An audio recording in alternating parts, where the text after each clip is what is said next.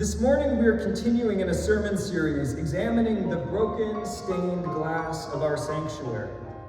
The title of this sermon is The Broken Waters. The Broken Waters. Many of these windows around us depict familiar stories from the Bible that maybe we know from Sunday school or just from our own, picking it up from the culture around us. But what is familiar in these windows is disrupted by the violence of bullet holes. These bullet holes break through our best attempts to keep these stories and our faith tidy and simple. In art, as in life, our first impulse when we see something broken might be to fix the places of brokenness, or at least to try and look past the brokenness and imagine the stories in the stained glass as if they had never been marred by bullets. But in this sermon series, we are seeing what happens when we put that brokenness at the center of our interpretation. To put it another way, we are asking, what if the parts of the story that we regard as broken are precisely where the light shines through in its purest form? I would like to suggest that we spend this morning with this panel on the north window. An image of the panel is reproduced on the cover of your bulletins, and it depicts a strange scene. Jesus is standing on the beach with his hands raised in front of him. A man kneels before him, bare-chested and touching his heart. And in the water, we see that there is a boat full of people. We can assume that this is a depiction of some scene from the story of Jesus, although there's no explicit chapter or verse reference on the window, which leaves us with an interesting dilemma. We don't precisely know which story it is. There are many, many times in the gospel when Jesus is seen on the beach talking to people. To tell you the truth, I had never really thought about this before I started writing this sermon, but Jesus is a real beach bum. He spends most of his time beside large bodies of water. Jesus first appears in the Gospels beside a body of water called the Jordan River. He spends a month in the desert in solitude, and then he reappears beside a body of water called the Sea of Galilee, where he meets his first disciples, as we read this morning. Crowds come to the beach, and that's where his favorite classroom is. That's where he gives many of his teachings. He also does most of his healings and exorcisms near bodies of water. When he's not on the beach, he's often in boats. And when he's not in boats, he can sometimes be found walking on the water. This is a man who clearly had an affinity for water. He stays by the shore for most of his ministry until he goes to the urban center of Jerusalem, which is where he ends up getting arrested and executed on charges of blasphemy and sedition. Then he comes back to life and appears to his disciples. Does anyone want to guess where? By the water. Thank you, Marilyn. On the beach, where Jesus loves to be. Obviously, none of this helps us narrow down the story that is depicted on this stained glass.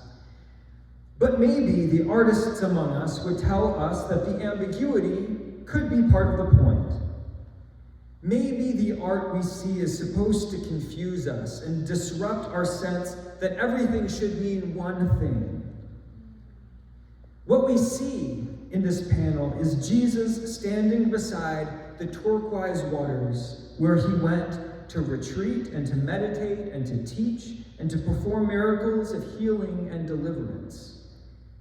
Waters that quietly glimmer with a bullet hole smashed through their heart.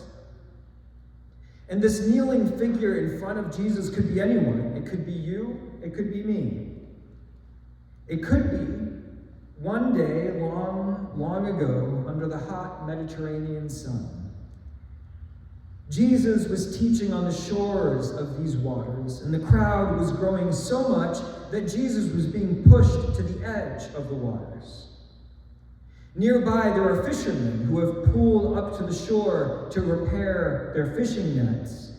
And they're listening and they're watching the commotion. And suddenly Jesus is pushed towards them and he steps onto one of their boats. And he asks its owner to push him out onto the waters so he can continue to teach from a safe distance. This fisherman's name is Simon.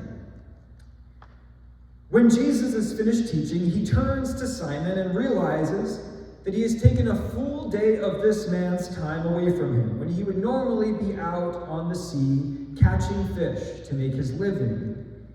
So he tells Simon that if he would take his boat out into the middle of the sea, he will be blessed with an abundant catch of fish.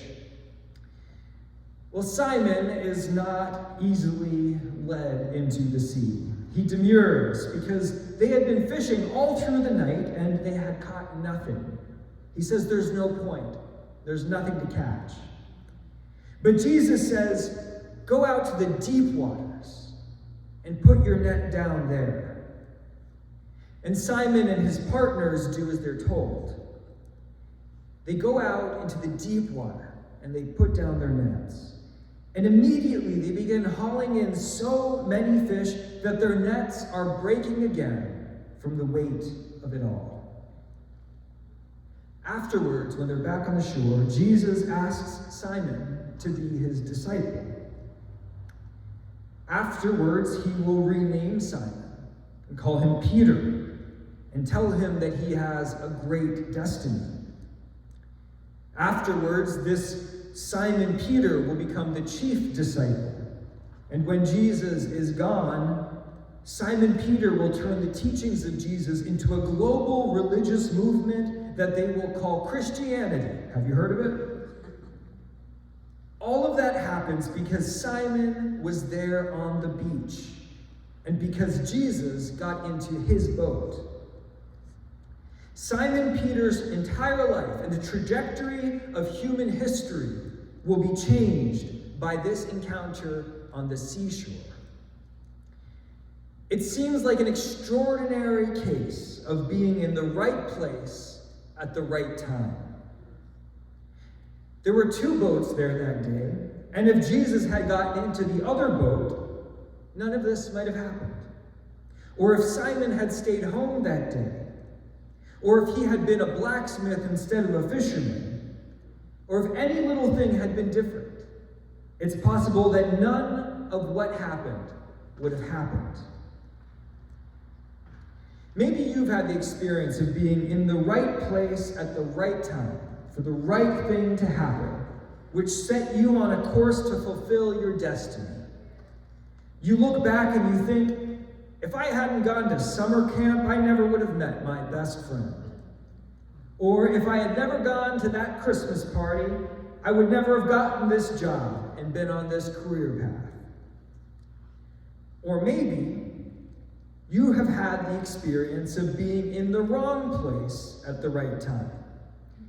And you can look back over your life and say, I'm so glad that relationship didn't work out, because it meant I was able to move on and start my life over and be available for the abundance I enjoy now. And I know that there's probably more than one person in here who's had the experience of just being in the wrong place at the wrong time. You might look back over your life with relentless lament and think, if I just hadn't made that phone call, everything would still be the way that it used to be. Some of you know that dreadful feeling like you were just one choice away from the life that you wanted, and you blew it. Some people spend their whole lives stuck in that moment in their minds, unable to move on from it, just playing it over again and again in alternate realities that never came to be, just because they were at the wrong place at the wrong time. Now, when we look back, of course, we look at Simon and we think he was a man in the right place at the right time. But I wonder if he felt that way. After a long night of failing to catch any fish, he didn't even bother to go home in the morning. He just stayed there on the shore, lost in his thoughts, mending his nets on an empty stomach. Fishing is a hard life. Some days you catch a little and you make a little money, but most days there's not enough. You spend all day exposed under the hot sun. It was the kind of job done by people who hadn't done very well and weren't expected to amount to very much. It was respectable, don't get me wrong, but it was far from desirable. We learn later that Simon is an exceptionally smart and talented guy. So we look at him in this moment and we think that somewhere along the way, Simon must have squandered an opportunity. Or maybe he was just a dark-skinned man living in a world under the rule of light-skinned Romans who were never going to let him flourish.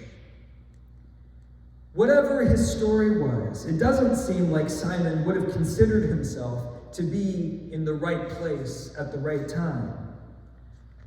Far more likely, he saw himself as the wrong kind of person at the wrong time in a nowhere kind of place, doing the wrong thing and not even doing it well. And that is exactly the moment when God steps on the boat and says to him, "Come on, let's go." And Peter says, okay. He doesn't say okay because he's seizing the moment. He doesn't say okay because he has been building up to this moment for his lifetime. He just says it because God has met him at the moment when there is nothing left for him to lose. And that's exactly the moment where God meets you too. God gets into this boat that symbolizes all your failures and all of your missed opportunities. And God calls you, not because you were the best and the brightest, but because there was a crack in your life, just devastating enough that the light could get through. And God calls Simon, and God calls you out to sea. The sea where there were no fish to catch, where you have spent the long night not getting what you felt you needed. And God gets in your boat and says, go back there into the deep waters and do it again. Jesus isn't doing it because the sea has been made whole. He isn't saying, go back to the place that I have healed and made to be exactly what you wanted it to be before. Jesus is saying, go back to the place that broke you. Go back to the brokenness. The abundance is there in the broken waters. That is where God is calling you, back into the broken waters. The places where you were the wrong person at the wrong time doing the wrong thing. The places of your failure and your meekness and your humility. God calls us into the broken waters because the brokenness is where God's light pours through in abundance greater than we can imagine. Go into the deep waters and lower your nets and see what God has for you there. Because these broken waters, these places of your pain and grief, the broken waters are also the place where life originates, doesn't it? Life originates heralded by the very pain and the very grief that you are running away from.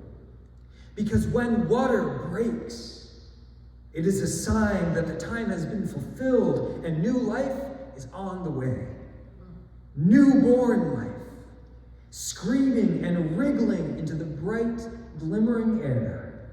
Newborn life, glimmering with the blood and the broken water of a mother's sacrifice. Jesus climbs into your boat and bids you, come on, let's go. Amen.